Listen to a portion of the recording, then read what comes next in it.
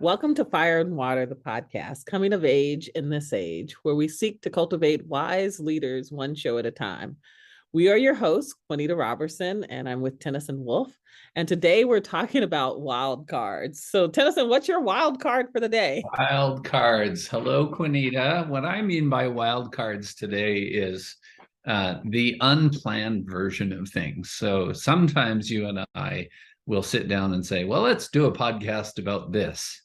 And sometimes we follow that. And then there's other times when it's just like, I don't know. I have some wild card desire in me. So this is you and I showing up together to say, in the unplanned, unscripted way, here's the thing. So, All right. you'll know what you know, and I'll play off of what you share, not knowing what it is, and I'll know what I know, and I'll offer something that you get to play off of. Cool Sounds beans? great. Let's And go. why would we do such a thing? Oh, look at you. You're all let's go. I am. Why would we do such a thing? What is the relentlessly purposeful version of this? Well, That might be my first wild card you for you. offered and asked me. Relentlessly purposeful. I think part of it is, can we be with life? Can we be with the flow of life? So whatever comes up, Yeah. can I step in? Can you step in and just offer what's in our hearts and our minds right then, right there? Oh, that's pretty good. Pretty good. Okay. I know how to play this game. All right, you do know how to play this game. All right, then I think you were inviting me to name the wild card, right? Yeah. Okay, I'm going to do something that, excuse me, that we do often with people, and I just find it is a life-giving thing. So I'm going to pick a random thing from this book that you and I both know called 4 Words Self-Help, and it's Patty Dye is the author. And with whatever the random page is and whatever most of these pages have 4 words on them, I'm going to say the 4 words and then invite you to pick that up and share what you wish to share about it. And then also just make a tiniest of connection at the end that says, and what's that got to do with who you are and who you're becoming? Because that's the game that we so often play with people, right? Yes. Like we're willing to play with, I'm willing to play with a lot of things. And if I ever need a bus pass back to what's this got to do with anything, usually it's that question of, hey, does this have anything to do with who you are and who you're becoming? Something like that. Well, and I think some of it is developing wise, soulful leaders that, the soul resides in the spirit world. Okay. And the spirit, like objects are symbols, right? And so it's growing our ability to be able to use symbols and connect to our life. All right, listen to us. We're all talky about it and everything. And that's the short of it. That's the short of it for me, though, too, is growing the capacity to make the connections because it's all connected anyway. Ooh, inner and outer. Okay, ready? So I'm not on page number. I'm just going to thumb and you're going to say when. Now. Oh, okay. Are you ready? The 4 words. The 4 words are stop trying so hard. Ready, go. Stop trying so hard. That for me, the connection is that we so think that life is supposed to be hard. But just like breathing comes so often so natural, right? It's like, how can we surrender? How can I surrender to the flow of life? One of the things that I say often is that life has a life of its own. And that my job is just to listen deep enough and surrender to each moment. And now sometimes I do that better than others, but my desire is to be able to be with the flow of life and to not feel like I need to make it up or that I need to be anything different than who I am. Beautiful. I hear the wisdom in such words and relate to them. And now I'm going to push it back. So, Juanita, what's an example?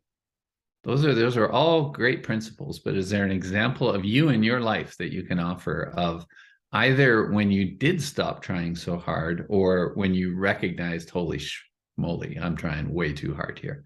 Yeah, I think it's in like in design. You know, we Mm. do work and we do lots of design stuff. And one of the things that I used to do is, you know, weeks before something, I would be working hard on trying to figure out what I wanted to do and how, you know, and in some ways it was about like, uh, how can I share what I know Mhm. weeks before? And I'd come up with this beautiful, wonderful design of what to do. And then what would happen is, It didn't yes, last. it's like the 2 days or 3 days before the Right. event, I'd get this download of, "Oh, no, it's supposed to be something totally different." Yeah. And it would just come in this flow, and it was like water, and I just knew. And so I would scrap everything I did and have to, like, just say, "Okay, this is where we are." So I've learned to not try to figure it out before I am the person that I'm supposed to be at the time I'm supposed to give it. That's good. What about you? All right. Yeah. Well, mine is kind of similar. So I guess that makes us dorky in similar ways because I was thinking of design and I had a design that I was working on that I shared with you that involved a session online. And I've known of it for a while and I've been thinking about it for a while. And I didn't, I purposefully did not want to jump into the design too far in advance. But as I got closer, like 3 days in advance and 2 days in advance and one day in advance, I kept thinking, well, maybe it's time. Like, and I'd scribble some things on paper and, start to work on it. And it just felt like, no, this is not landing. And the best that I can come up with is it just wasn't quite time yet. So sure enough, for this particular circumstance, the day of, I didn't have the best night's sleep, to be honest, the night before, because I thought, oh my gosh, I got nothing right now. But then I woke up, and as is often the case for me, I woke up with it, and things just kind of came. So to me, that's a learned skill. Like you're being more articulate about this, I think. There is something about doing things in right timing. And that is not to say that things can't be done in advance. But it to me, it is calling forward the whole notion of like, oh, we have to presence it in the moment. And that's a skill that I'm like really, really putting some, energy into. I'm feeling like, ooh, there's magic in that kind of stop trying so hard. Well, and I think spirit lives in And just in fun time. and fun in it. Sorry. Spirit lives in just in time. Mm, And like that's not human time. Like human time, we like to plan ahead, but that's not where spirit is. Spirit is in yeah. each moment, present moment. And, you know, and there's things that matter, like who's in the room matters, and it changes what it wants to be, even in the moment. So even in those moments where I get the flow of, oh, this is what's supposed to happen, it still may change once I start, depending on who's in the room and what people say and where things are led, because it's about the dance with and not the, doing it's moving with, not moving or not making it move to something, Oh, right? that's good. Yeah. Yeah. Okay. Awesome. Don't try so hard. Yep. I now put an end to that one. Don't try so hard to try so hard or to not try so hard. All right. So wild card on my It's end, your turn. Yeah. pick another page. Me pick a page? Is that what Yep. you're saying? And so I'm the one that says when. Is that what you're Yes, saying? You're exactly. drawing from my book of materials, I right? am. Okay, ready, go. Claim your own mistakes. Ha ha. That was me thumping the book shut. Yes. Claim your own mistakes. All right, let's see. Where do I go with that? Hmm, I don't know. There's something general about the honesty, the authenticity that goes with oops, that was mine, I messed up on that one. Um there's something for me about, I don't want to be too cute with it, but it's something about, hey, cool, claim your learning. So Mhm. claim your mistakes could be synonymous with claim your learning or claim something in that direction, right? Yeah. Um, Claim your own mistakes. Definitely a not blame Yeah. in that. But even the language. Okay, so now this is me, the part of me that goes, well, let's just change the language. Mistakes. That's got connotation of some wrongdoing and stuff like that. And yeah, there's of course those things exist, human life. But I think mistakes is an overused word. Mm-hmm.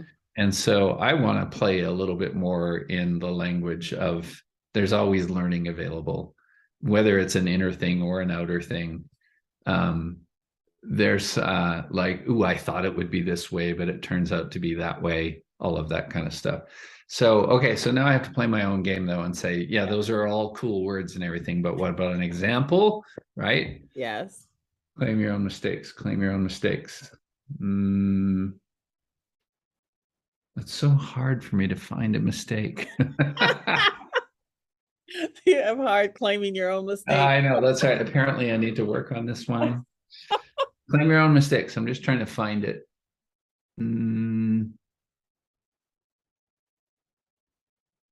Yeah, I haven't got it right now. If Okay, you're willing to play it, it'll show up. I can go first. Okay, good. In this way. So one of the things I think, of course, we all make mistakes and screw up and do things. Right. You know, there's one of the things I learned recently from a friend, Peter, was this piece about autocorrect, right? So what are the things that I would want to autocorrect can be a key to my mistakes. And I'm just brought to today of all days being what would have been my mother's birthday if she was still alive. Yeah. You know, the mistake of like when we're young, there's things that we just don't understand and that we think we know. You know, and so there was this way that I was speaking to you earlier about like my mother's generosity with people. I used to hold it and think that she just let people take advantage of her. You know, like she would just give to everybody, or like, you know, anybody asked, and even places that like I think I knew she wasn't going to get her money back or whatever it was, you know, and she would just give. And I made the mistake of thinking that that was foolish. What I know now, I think, being, you know, the 51-year-old person that I am, is that her giving had nothing to do with them. Her giving was about who she wanted to be, not, it wasn't attached to what they would do with it, that she really did give freely. Yeah. And, you know, and this whole idea about living from this place of abundance in the way that she did, and how much that actually has taught me, you know, I didn't know at the time that that's what I was learning. But now I appreciate it in a much different way. That's good. That's good to hear. And I think I can connect into that one because that's where I went pretty quickly once you started talking. There are stories that I have bought into or just defaulted into, excuse me, about what life is, how life is supposed to be, what a vacation is supposed to be, what Thanksgiving is supposed to be, how the world is supposed to be. And it's still, the language of mistake feels a little charged or something like that for me. But I know that I have bought into stories, defaulted into stories, that as I grew as a younger adult into a more middle-aged adult and into some of the age and wisdom I think that I've been able to have, I recognize how some of those old stories were just like, oh gosh, stories that I don't buy into anymore. They had a lot of power over me at one point, and until they didn't. And to live a life that, it sounds a little cheesy, but to live a life that chooses story and chooses view rather than just adopts by default what is prominent in contemporary society, that's frustrating kind of stuff. So, you know, I think for me, a big chunk of my life has been recognizing some things that I thought were really true and defining and all of that turn out to be just another set of, you know, discombobulated facts or things like that I don't actually choose to live. I think those stories for me, I would say, were shackles. That part of the growing up and part of the claiming my own life Yeah. is choosing my own stories. Yeah. That I think is what growing up is. Yeah. And of course, when we're younger, we can't always see those things. I was talking about a young man today and just how he's young. And so he doesn't understand that you can be angry with someone and then not be angry with them. Like that, Right. that relationships have more depth or can have more depth than that. And that I'm sure there was a time in my life that I was that way too. Yeah. Yeah. Good. And so here's the connection, right? This is the thing that we do with a lot of people. What does that have to do with the bigger story? Yeah. You and I just played 2 pages out of this Patty Dye book, Simple Wisdom for Complex Lives. We had Stopped Trying So Hard, and what was the one that I just had? Claim Your Own Mistakes. Yes. Yeah. So what does that have to do? How does that connect into any kind of relevant bigger picture here for you? Well, I think when I can do both of those things, when I'm willing to not try so hard and willing to fail and then claim my mistakes, Yeah. there is a freedom that comes with that. Yeah. Yeah. That it's like more opens up. There's more possibilities. I'm willing to show up in places that I wouldn't otherwise. I'm willing to experiment a little bit more. I'm willing to be freer. Yeah. That's me too. I land in the freedom part of it.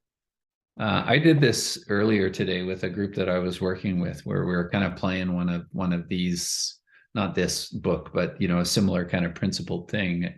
And I was naming for them that one of their super skills, and we were talking about check-ins and checkouts, right? But one of their super skills is to hear the seemingly disconnected story.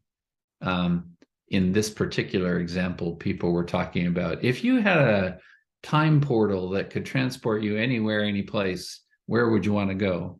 And so they were using this as an example. And then we played with that question a little bit. And what I reflected back to them was, if you can find the human value in the midst of the story, oh, this is why I want to transplant to a beach. Oh, this is why I want to go visit my grandparents' old farm.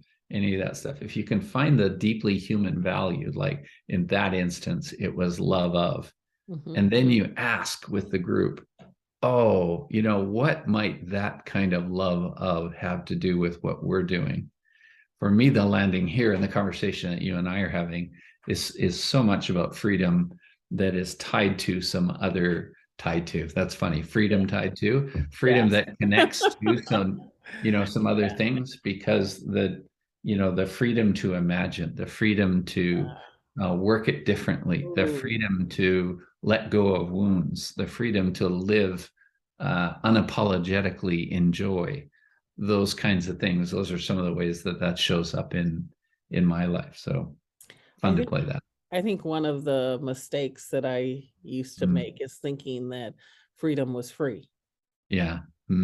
That freedom didn't require me to do anything. Yeah. Or to that freedom, my own freedom was all about me. And so when you're speaking, that's some of what comes up for me. Well, there we go. We've made it serious again, as we do, as we should, I think, actually. But there is a dance here between the playful that leads to the serious that leads to the playful. Yes. So kind of fun to play it. Yeah. All in the name of, the desire for cultivating, I think, a certain inner and shared awakeness or awareness or wisdom or soulfulness together. I think that's what I got for today. Me too. I like the wild card idea. All right. We just wild carded. Play. Yes, a bit. Okay. Cool beans. Thank you for today. You too. Thanks for listening today. Thank you for your support. Thank you for your practices and commitments to wisdom and coming of age. If you wish further information, our shared website for Fire and Water is www.fireandwaterleadership.weebly.com. My website is www.nazuzu.com, and Tennyson's is www.tennysonwolf.com. And we currently have a website that we share called www.qtwisdom.com. You just worked the W's impressively. I did a lot of them, didn't I? Go back and say all Thank of that you. again now. Bye.